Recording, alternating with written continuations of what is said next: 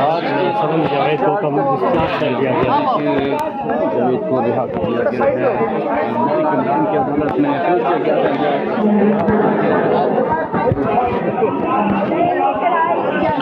आई PTI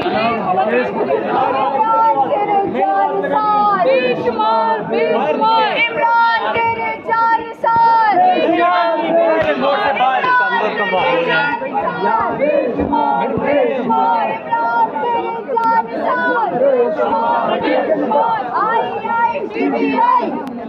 सनम जावेद को रिहा कर दिया।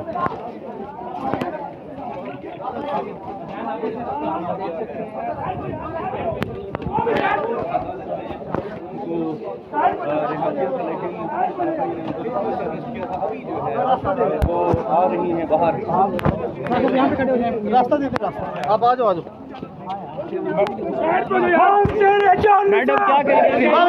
आगे चलते जाओ मैडम चलते। मैं बात कर रहा हूँ, मैं बात कर रहा हूँ। एक सेकंड बात सुनो। मैंने कहा था कि आज चले मैं करता हूँ बात। बाहर जाके करते हैं,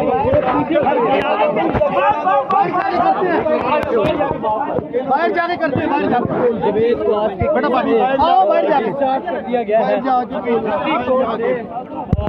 निकल रही है। चले बाहर जाके हमेशा सनम जवेद इसमें गिरफ्तारी हो जाती है। तो अब सनम जवेद यहाँ जिसकी कोर्ट से बाहर जा रही है। ये मुनाज़र हैं सनम जवेद।